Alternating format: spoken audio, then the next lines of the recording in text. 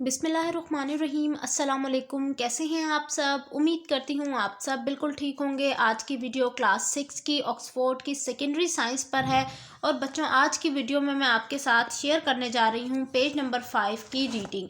अच्छा, page number 5 में हमारे पास देखिए बच्चों, दो टॉपिक्स हैं। एक है unicellular and multi cellular organism और दूसरा टॉपिक है टिश्यू का। यानी आज हमने इन दोनों टॉपिक्स को डिस्कस करना है। तो आप सब बच्चे पेज नंबर 5 को ओपन कर लें ताकि आप लोग भी मेरे साथ इस रीडिंग को जो है रीड आउट करें और चीज़ों को अंडरस्टैंड करें, ताकि एट द एंड आप लोगों के जो पेपर्स हैं वो बहुत अच्छे हों, क्योंकि आप लोगों के कॉन्सेप्ट का क्लियर होना ज़रूरी है। तो चलिए स्टार्ट करते हैं रीडिंग को।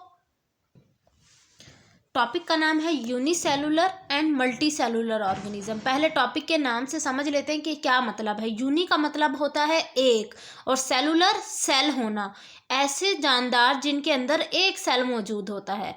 और मल्टी सेलुलर, मल्टी का मतलब बहुत सारे, मैनी, और सेलुलर सेल रखने वाले। तो फिर ये हो गया कि मल्टी सेलुलर ऑर्गेनिज्म के मल्टी सेलुलर यानी काफ़ी सारे सेल रखने वाले जानदार।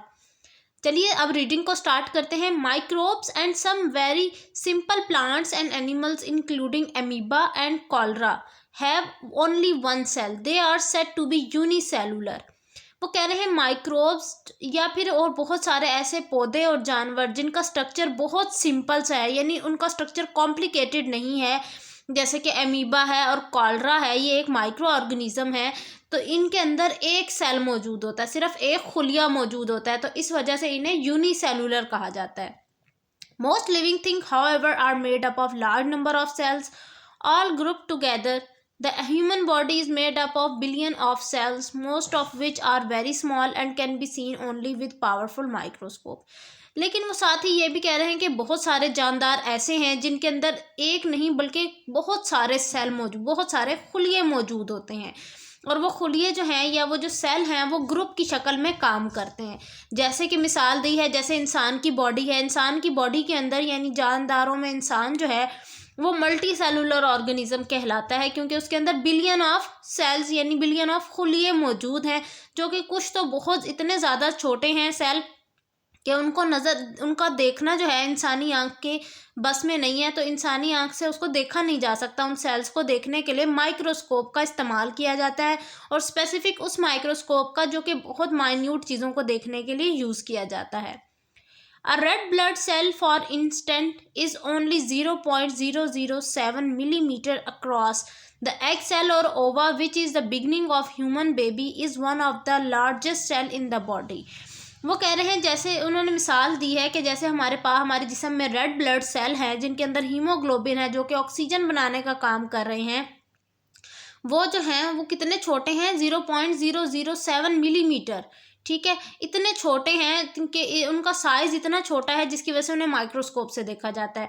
इसके बाद उन्होंने मिसाल दी है एग सेल या फिर ओवा, जिसको हम कहते हैं, वो सेल जो कि एक छोटे बच्चे की जो पैदाइश है उसकी स्टार्ट है, उसका बिल्कुल स्टार्ट का पॉइंट है। वो जो सेल है वो सबसे बड़ा सेल है पूरी इंसानी जिस्म के अंदर। इट मयर 0.2 मिलीमीटर अक्रॉस, और उसका वज़न जो है या वो ये कह लें कि उसका साइज़ जो है वो 0.2 मिलीमीटर है, which is about size of one of the full stop on this page. अब ये जो हमारे पास फुल स्टॉप है ना, इतना साइज़ है उस एग, जिसे हम एग सेल कहते हैं या ओवा कहते हैं, उसका साइज़ इस फुल स्टॉप के बराबर है। Brain cell are the smallest cell in the body, और जो हमारे दिमाग के अंदर सेल्स मौजूद हैं वो सबसे छोटे सेल हैं हमारी इंसानी जिस्म के अंदर। अब आपने ये बात देखी, एमसीक्यूज में पूछी जा सकती है कि सबसे बड़ा सेल ह्यूमन बॉडी के अंदर कौन सा है और सबसे छोटा सेल कौन सा है। तो आप सबसे बड़ा सेल कहेंगे एग सेल और सबसे छोटा सेल कहेंगे ब्रेन सेल। दे मयर ओनली 0.005 मिलीमीटर अक्रॉस, और उनका जो साइज़ है वो क्या है, 0.005 मिलीमीटर, इतना स्मॉल साइज़ है उनका। And 40 of them could fit across the dot on the top of this letter I. अब वो कह रहे हैं आई के ऊपर, ये जो आई के ऊपर हम ये डालते हैं ना नुक्ता, इस नुक्ते के अंदर 40 जो है ब्रेन सेल आ सकते हैं। यानी उनका साइज़ देखिए, अंदाज़ा लगाइए कि कितना छोटा उनका साइज़ है। साथ ही आपको साइड पर पिक्चर्स नज़र आ रही हैं, ये अमीबा की पिक्चर है और ये कॉलरा की, जो कि एक माइक्रो ऑर्गेनिज्म है, स्मॉल ऑर्गेनिज्म है, जिनके अंदर सिंगल सेल मौजूद हैं, यानी वो यूनिसेलुलर हैं। अब हम आते हैं नेक्स्ट टॉपिक के ऊपर, टिश्यूज़।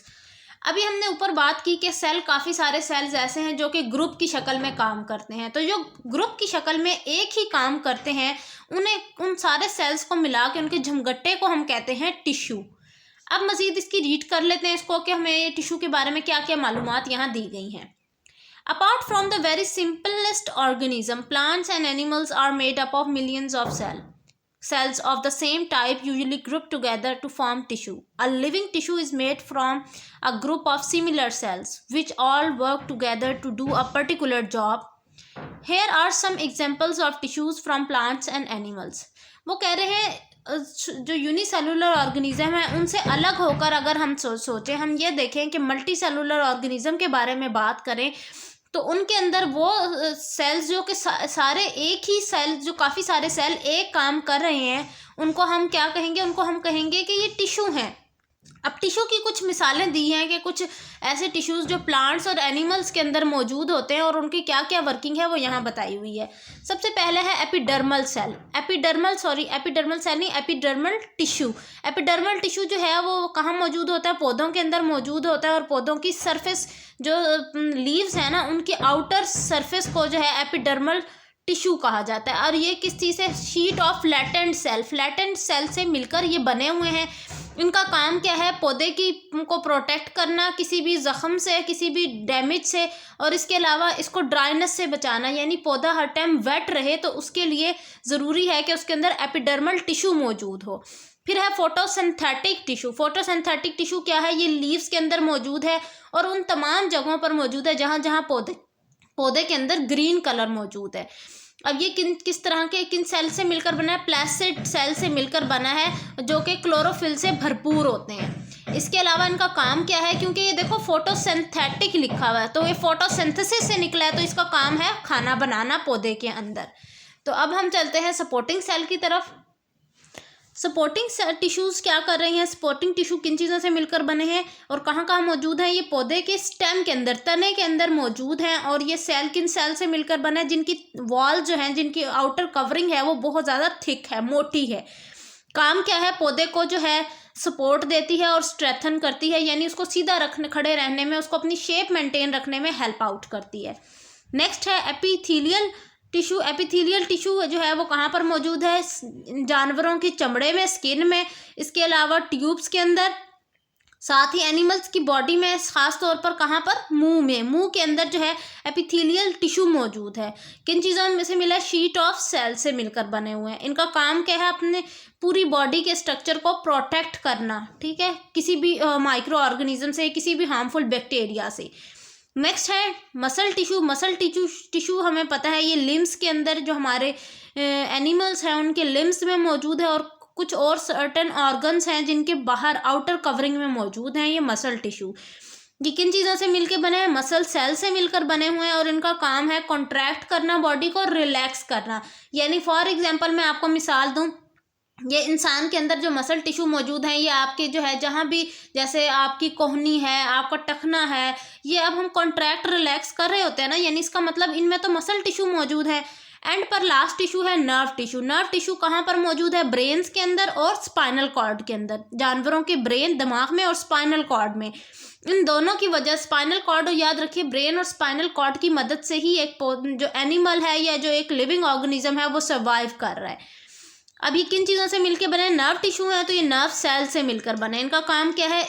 एनिमल के एक बॉडी पार्ट से दूसरे बॉडी पार्ट तक मैसेज को ट्रांसफ़र करना, वो नर्व टिश्यू का काम है।